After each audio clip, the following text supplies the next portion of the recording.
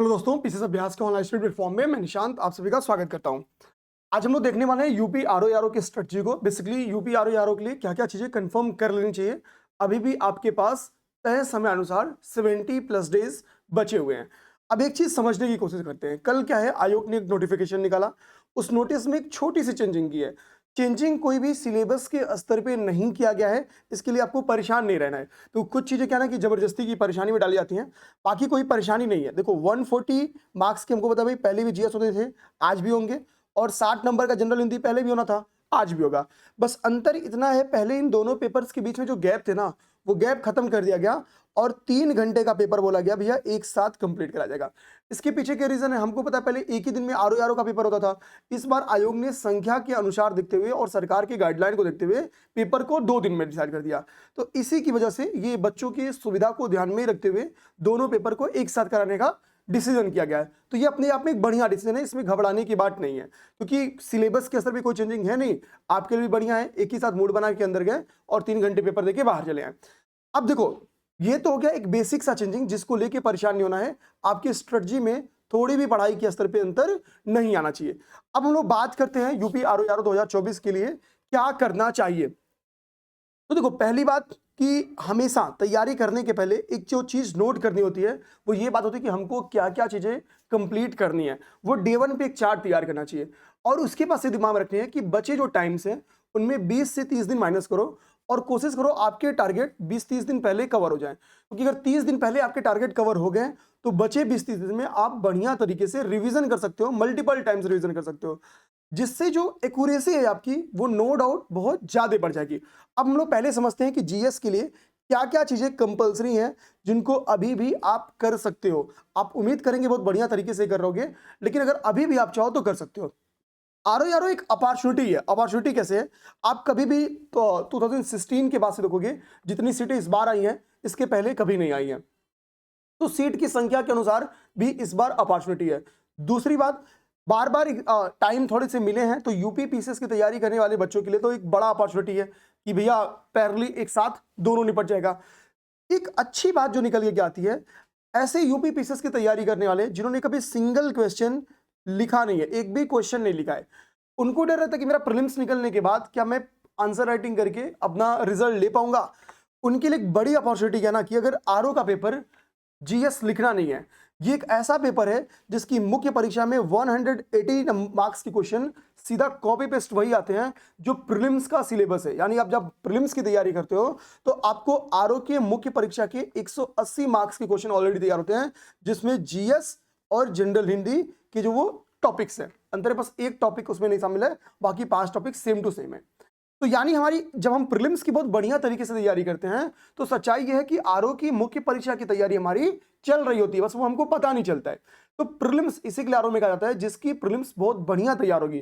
जो जितने ज्यादा अंतर से प्रीलिम्स निकालेगा उसकी मेंस होने की अपॉर्चुनिटी बहुत ज्यादा है, क्योंकि आप तो जो आपकी प्रीलिम्स अगर निकल जाते हैं तो आपको मेंस में एक्स्ट्रा क्या करना है, पहली बात जीएस और जनरल हिंदी तो रिवीजन करना है, फिर जो लिखने वाली जनरल हिंदी है उस पर काम करनी है, प्रैक्टिस करनी है। भाई ये काम तो आप यूपी पीसीएस में भी करते हो, यहां भी करोगे।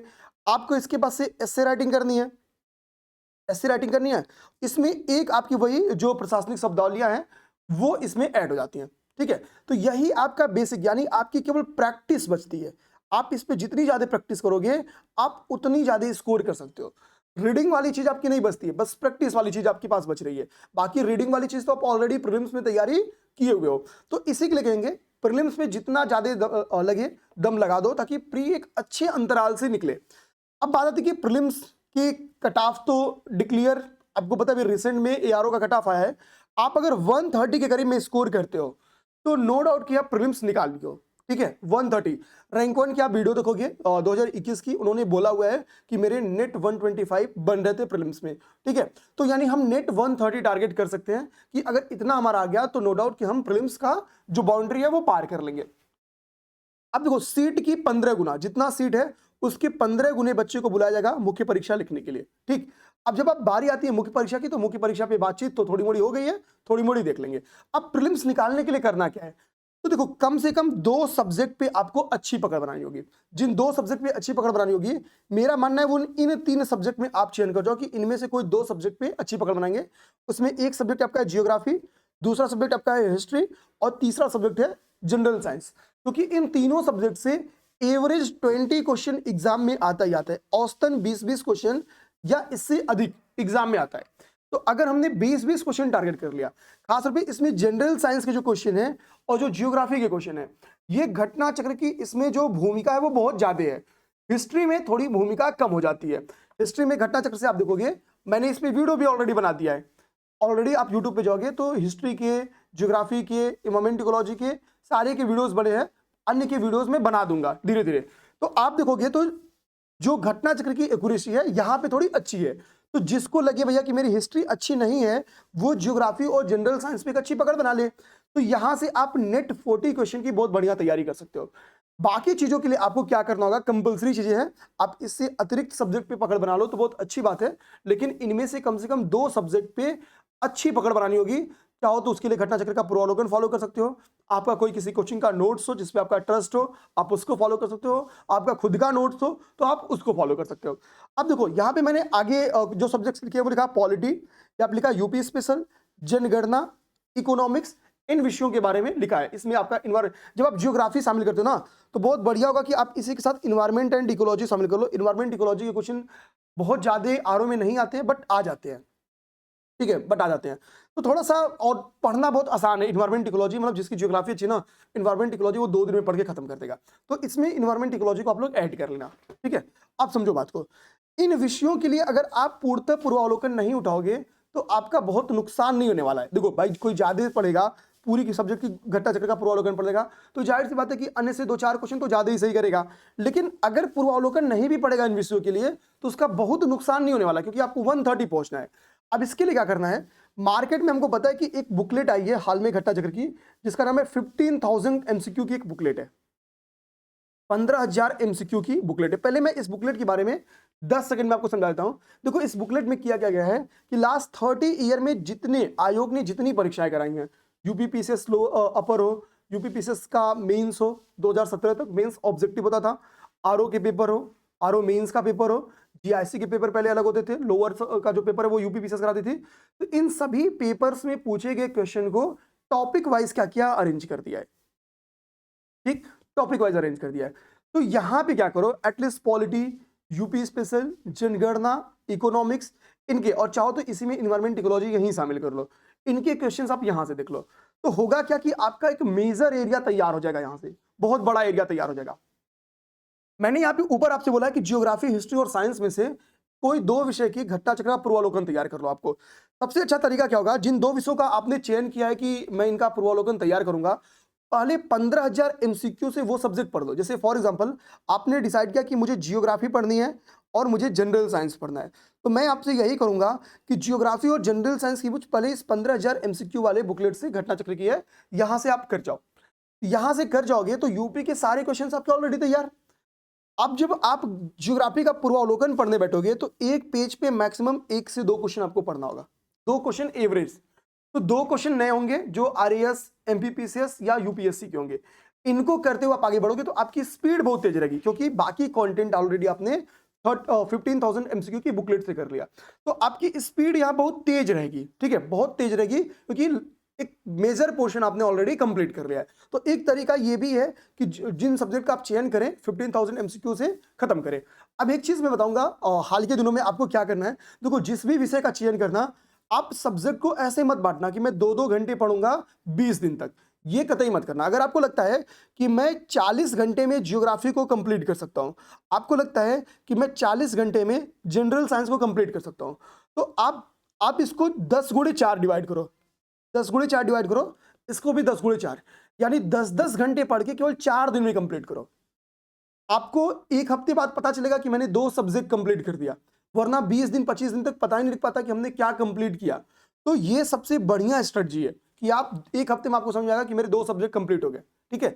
आप बहुत ज्यादा कम कर सको तो इसके साथ केवल और केवल आप 3-3 घंटे भी पढ़ लो या जो भी पढ़ लो, तो थोड़ा करेंट अफेयर ऐड कर लो। अगर इनके साथ आपको ऐड करना है तो मैं कहूंगा डेली करेंट अफेयर ऐड करो। करेंट अफेयर में हम लोग बात बस जस्ट करने वाले हैं। तो एक स्ट्रेटजी ये है कि लंबा खींचने से बेटर है कम समय में उस विषय को खत्म करके फेंक देना, ताकि रिवीजन पे काम करना पड़े आपको।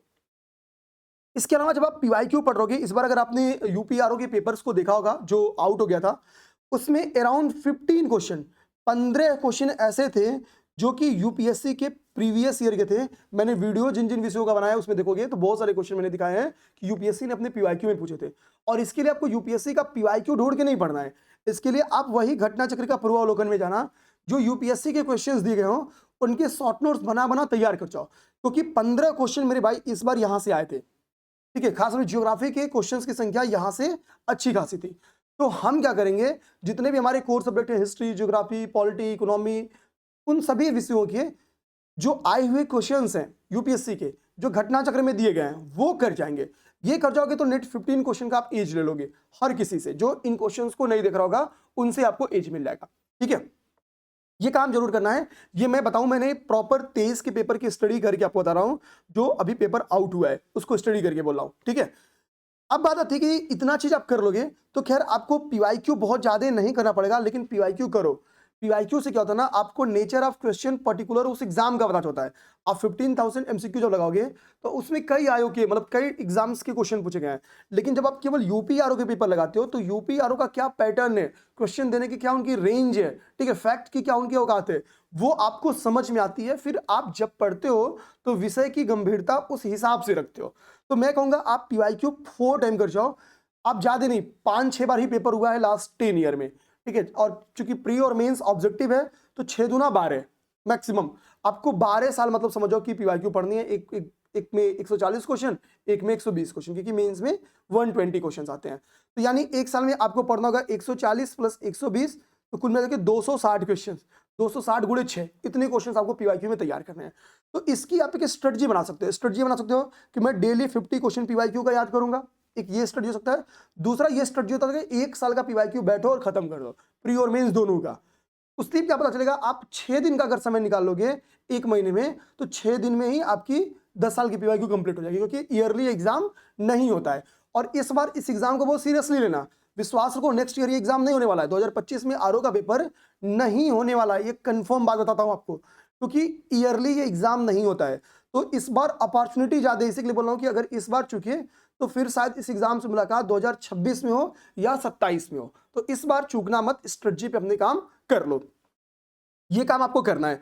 अब पीवाईक्यू के लिए आप किसी भी की बुक ले लो, दृष्टि आईएएस ने भी पीवाईक्यू निकाला है। ठीक है, वाई सिटी यूथ कंपटीशन की पीवाईक्यू आती है, शिल्पी की आती है, जिसकी मन करे एक पीवाईक्यू ले लो, काम कर लो। बाकी मैंने आपको बता दिया क्या क्या काम करना है। अच्छा देखो, एक बार आप एक चीज और ध्यान देना, हमने क्या किया था, 10 पेपर्स का एक प्रैक्टिस सेट निकाला है। ठीक है, एक प्रैक्टिस सेट निकाला है। आप क्या कर सकते हो, इस प्रैक्टिस सेट, जब आप इस बैच में ऐड होते हो तो आपको ये 10 पेपर का प्रैक्टिस सेट हम लोग क्या करेंगे, 3-3, 4-4 पेपर के ब्रांच में एक साथ देते हैं। आप क्या करें, पहले पेपर की प्रैक्टिस सेट की खूबी समझ लो। एक तो क्या, ये प्रैक्टिस सेट अभी रिसेंट में आपको बताऊं, हम 3 महीने पहले अपना प्लेटफॉर्म बनाया, तो एक तो अपडेटेड है और नया है। दूसरी बात, पेपर आउट होने के बाद हमने सारे पेपर्स बनाए। ठीक है, तो आगामी परीक्षा को ध्यान में रखते हुए इसमें जो करंट अफेयर है वो लास्ट 6 मंथ इधर के करंट अफेयर के क्वेश्चंस को शामिल किया गया है। तो इसमें हमने जीएस के 6 पेपर्स रखे हैं। ठीक, और इसका प्रॉपर एक्सप्लेनेशन भी देंगे। मार्केट में जो प्रैक्टिस मौजूद है उसमें एक्सप्लेनेशन नहीं है, केवल ऑप्शन है ABCD, एक्सप्लेनेशन नहीं है। एक तो आपको एक्सप्लेनेशन मिलेगा, दूसरा इसमें आपके करेंट अफेयर का 2 पेपर, वो भी 150 क्वेश्चन का 2 पेपर है, यानी 300 क्वेश्चन की करेंट अफेयर की आपकी प्रैक्टिस सेट है। इसके साथ जो जनरल हिंदी के पेपर्स हैं, हमको पता है जनरल हिंदी तो आपका 60 क्वेश्चन का होता है, बट हमने क्या किया, 120 क्वेश्चंस के 2 पेपर्स कराए, यानी नॉर्मल मार्केट में के हिसाब से 4 पेपर, क्योंकि 60 क्वेश्चन के आपके पेपर आते हैं। हमने जो जनरल हिंदी के यहाँ पे पेपर्स रखे हैं वो 120 क्वेश्चंस के हैं। तो कहने के लिए 2 पेपर्स हैं कि हैं वैसे 4 पेपर्स। तो इनडायरेक्टली आप 12 पेपर का प्रैक्टिस सेट हम आपको प्रोवाइड कर रहे हैं। इसके साथ साथ एक जो है ओपन टेस्ट हमने लिया था, उस ओपन टेस्ट को इस प्रैक्टिस सेट में शामिल कर देंगे, तो एक और आपका बढ़ जाएगा। एग्जाम आते आते 1-2 पेपर अभी हम लोग और एक्स्ट्रा करेंगे, जिसको इस प्रैक्टिस सेट में शामिल कर देंगे आपके ग्रुप्स में। ठीक, तो ये फायदा है इस प्रैक्टिस सेट का। इस प्रैक्टिस सेट को भी मैं आपसे यही कहूंगा, इसको तो एक साथ मैं लगाने से मना करूंगा। प्रैक्टिस सेट है तो आप डेली प्रैक्टिस करो। इसमें क्या करना है, ये सारे चूंकि आपको पता है पार्ट टेस्ट नहीं है, तो आपको करना क्या होगा, डेली 50 क्वेश्चन कि आप क्विज लगाओ कि भाई चलो हम 50 क्वेश्चन सॉल्व करते हैं और देखते हैं मेरी 50 क्वेश्चन की क्या एक्यूरेसी है। तो 50-50 क्वेश्चन करके आप लगाओगे तो भैया 140 क्वेश्चन है, तो हम लोग मानते हैं 3 दिन में खत्म होगा। तो हर 3 दिन में आपका एक प्रैक्टिस सेट कंप्लीट हो जाएगा। तो पेपर की संख्या आपके पास कितनी है? 13 पेपर्स है। तो लगभग 45 दिन आप डेली 50-50 क्वेश्चन की बहुत बढ़िया तरीके से प्रैक्टिस कर लोगे। ठीक, एग्जाम तक पूरे चांसेस है कि हम लोग इस पे वीडियो रिकॉर्डिंग भी कर दें, तो वो भी आपको मिल जाएगा। ठीक है, वीडियो रिकॉर्डिंग भी इस प्रैक्टिस सेट की आपको प्रोवाइड कर दी जाएगी। तो प्रैक्टिस सेट से अगर आपको मतलब जुड़ना है तो स्क्रीन पे आपको नंबर जा रहा होगा 7800043424। आपको इस पे मैसेज कर दूंगा कि हमको आर ओ का प्रैक्टिस सेट चाहिए, आपको मिल जाएगा। जो ग्रुप्स है उसमें ऐड कर जाएंगे। और बाकी जितनी भी चीजें हम लोग समय के साथ करंट अफेयर को लेके, जीएस को लेके अपडेट करेंगे, वो सारी चीजें आपको फ्री में उस ग्रुप में मिलती रहेंगी। उसके लिए आपको कोई चार्ज नहीं देना रहेगा। ये तो भैया होगी आपकी बात जीएस की। करेंट अफेयर में आप सबको पता है भैया मार्केट में आने वाली है आय दृष्टि। ठीक, आप सब धैर्य बनाए रखो। मार्केट में जैसे ही हिंदी की आय दृष्टि आ जाएगी, किसी को, इंग्लिश मीडियम वालों को भी दिक्कत नहीं होगी। इस बार प्रयास करूंगा कि बाइलिंगुअली चीजों को लेके चलूं। करेंट अफेयर वादा करता हूं आपसे, आय दृष्टि से जितने क्वेश्चन आएंगे सारे आपकी क्लास से आएंगे, उसके बाहर नहीं जाएंगे। प्लस इसके अलावा केवल 10-12 क्लास में इसको कंप्लीट करके बैठ नहीं जाएंगे। आपको लगातार इस पे प्रैक्टिस मिलता रहेगा, चाहे वो क्विज के थ्रू मिलता रहे, चाहे वो पीवाईक्यू मतलब करेंट अफेयर चर्चा के थ्रू मिलता रहे, जिस फॉर्मेट में भी मिलेगा। लेकिन करेंट अफेयर की तैयारी एग्जाम के एक दिन पहले तक कराते रहेंगे। इसको इतनी बार रिवीजन करा देंगे कि करेंट अफेयर आपको याद हो जाएगा। ठीक, इस बात का आप लोग विश्वास रखो। ठीक, और ये सारे काम आप कर लोगे तो करेंट अफेयर में आपको दिक्कत नहीं आएगी। इस बात पे विश्वास रखते हुए आप आगे बढ़िए। बस करेंट अफेयर में करना क्या है, जो चीजें आपको पढ़ाई जाएंगी ना उसको 4 टाइम कर लेना होगा। बेटर होगा, एग्जाम अभी आपका थोड़ा दूर में है, अगर इसका आप लोग नोट्स बना लोगे। नोट्स बनाने से क्या फायदा होगा कि बार बार आपको मैगजीन नहीं पलटना रहेगा, आप नोट्स के थ्रू उसको कंप्लीट कर सकोगे। ठीक है, तो एक ये भी स्ट्रेटजी है। करेंट अफेयर में आपको डरना नहीं है। करेंट अफेयर के 30 क्वेश्चन बनाओ, जितने ज्यादा क्वेश्चन आ पाए करेंट अफेयर के आ जाए। विश्वास रखो, करेंट अफेयर में आपके 90% प्लस क्वेश्चन सॉल्व कराऊंगा, इस बात की गारंटी लेता हूं। बस जो कराऊंगा उसको 4 to 5 टाइम कर जाना है, इस बात को दिमाग में रखना है। अब बात आती है सर जनरल हिंदी के लिए। देखो, जनरल हिंदी में आपके पास एक बुकलेट बुक होनी चाहिए। उसमें इस वक्त सबसे प्यारी बुक जो आ रही है वो राजपाल सिंह की बुक है, यूनिवर्सल पब्लिकेशन की। अभी अपडेट करके इन्होंने लॉन्च किया है, तो आप इस बुक को फॉलो कर सकते हो। बढ़िया बुक है, मैंने खुद भी इसको देखी हुई है। ठीक है, तो राजपाल सिंह की बुक ये बढ़िया यूनिवर्सल पब्लिकेशन की बुक है। इसके साथ अगर आपको लगता है मैं मुझे एमसीक्यू फॉर्मेट में, एक तो राजपाल सिंह सर ने भी क्या किया है, टॉपिक के बाद एमसीक्यूज रखे हुए हैं, बढ़िया बढ़िया एमसीक्यूज रखे हुए हैं। बट अगर आपको फिर भी लगता नहीं मुझे एमसीक्यूज पीवाईक्यूज बेस्ड करने हैं, तो घटना चक्र जैसे अन्य सब्जेक्ट का निकालती पूर्वावलोकन, उसी तरीके से जनरल हिंदी का भी पूर्वावलोकन निकालती है। तो आप घटना चक्र के जनरल हिंदी के भी पूर्वावलोकन पे ट्रस्ट कर सकते हो। तो इन दोनों बुक्स में कोई एक तो जरूर ले लो, अच्छा होगा कि आप दोनों ले लो। देखो, एक से थियरी पढ़नी है, दूसरे से एमसीक्यू प्रैक्टिस करना है। राजपाल सिंह सर से आप थियरी अच्छे से काम कर सकते हो, एग्जांपल्स डेली। अब देखो जनरल हिंदी क्या है, 6 टॉपिक्स हैं, डेली एक टॉपिक पे कम से कम 1-1.5 घंटे का टाइम दो, 1 घंटे तो मिनिमम टाइम दो। 1 घंटे डेली टाइम दोगे तो 6 दिन में आपकी जनरल हिंदी, हर 6वें दिन आपकी जनरल हिंदी कंप्लीट होगी। अभी एग्जाम में आपका कितना टाइम है? 60 दिन मिनिमम। अब मानता हूँ 10-12 दिन नहीं पढ़ते हो, कुछ त्योहार से वगैरह वगैरह से खराब हो जाए, तो भी आप भैया 60 दिन आपके पास टाइम है, 6 दिन में आपकी जनरल हिंदी रिवाइज हो रही है। आप 10 टाइम जनरल हिंदी को रिवाइज कर सकते हो। और अगर आपने 10 टाइम जनरल हिंदी रिवाइज कर ली तो ये 60 क्वेश्चन में आप 60 बोल सकते हो। गलती से अगर गलत होगा तो 55 प्लस तो कंफर्म रहोगे, विश्वास रखो। दूसरा, अगर आपने जनरल हिंदी के लिए कुछ पढ़ रखा होगा पहले से इन सोर्सेज को छोड़ के, तो उसी सोर्स को रिवाइज करना है, कुछ नया नहीं पढ़ना है। उसी सोर्स को मल्टीपल टाइम्स रिवाइज कर लेना है, 10 टाइम्स। ठीक है, 10 टाइम्स बहुत आराम से सिंपल स्ट्रेटजी के थ्रू आप लोग रिवाइज कर सकते हो। ये आपको समय देना ही देना होगा। इसमें आपके लगभग 10 से 12 घंटे आपके लगेंगे। तो भैया दे लो 10-12 घंटे। समय अब कितना बचा है? 60 दिन, 65 दिन आपके एग्जाम में बचा है। आपको पता बीच में 2 बड़े त्योहार पड़ रहे हैं, त्योहार में आपकी जो तैयारी है वो प्रभावित होगी। आप में से सब यूपी पीसीएस भरोगे होगे, जो आरओ दे रहोगे। आरओ जो यूपी पीसीएस भरे हैं वो देने जरूर जाएंगे, ऐसा नहीं कि हम छोड़ देंगे। अटेम्प्ट तो काउंट होगा नहीं, अटेम्प्ट का कोई मतलब होता नहीं है। ठीक है, वो तो एज डिसाइड होती है। तो इसका मतलब हमको छोड़ने का अटेम्प्ट कोई मतलब नहीं है। आपने यूपी पीसीएस भरा होगा तो पेपर दे लो। बट जिसकी मेंस की तैयारी नहीं होगी यूपी पीसीएस की, वो अपना पूरा फोकस यूपी आरओ लगा दो, ताकि इस बार अंतिम रिजल्ट ले लो। मैटर देखो यही है, अंतिम रिजल्ट का। एक ऐसी परीक्षा आप शायद ही कभी पाओगे जिसमें आप गजेटेड पोस्ट पे सेलेक्ट होते हो, वीकेंड में 2 दिन की छुट्टी मिलती है, जिंदगी भर ट्रांसफर नहीं होगा, और कोई भी सुख सुविधा किसी पीसीएस अधिकारी से कम नहीं है। ठीक, तो बहुत दमदार पोस्ट है। फिर अपॉर्चुनिटी आपको लंबे समय बाद मिलेगी। तो इस पोस्ट में मजा है, रिजल्ट लेने की पूरी संभावनाएं हैं, समय है। बाकी कुछ अन्यत्र अगर आपको लगे कि कुछ मदद चाहिए तो आप कमेंट बॉक्स में मैसेज कर देना, या स्क्रीन पे जो नंबर चल रहा है आप उस पर मैसेज कर देना, आपको जानकारी दे दी जाएगी। आप में से अगर कोई फ्रेंड यूपी पीसीएस भी दे रहे होंगे तो यूपी पीसीएस की भी सेम पैटर्न में हमने प्रैक्टिस सेट लॉन्च की है, आप उससे भी जुड़ सकते हो। उससे भी जुड़ने के लिए सेम कॉन्टैक्ट नंबर पर आपको संपर्क करना रहेगा। तो ये हो गई आपकी आरओ की स्ट्रेटजी। जो आरओ का प्रैक्टिस सेट बैच है वो स्टार्ट हो चुका है, तो प्लीज आप लोग जल्द से जल्द इसमें इनरोल हो जाएं। कुछ अन्यत्र डाउट हो तो कमेंट जरूर कर देना, नेक्स्ट किसी न तो किसी वीडियो में उस डाउट्स को शामिल कर लेंगे। जय हिंद।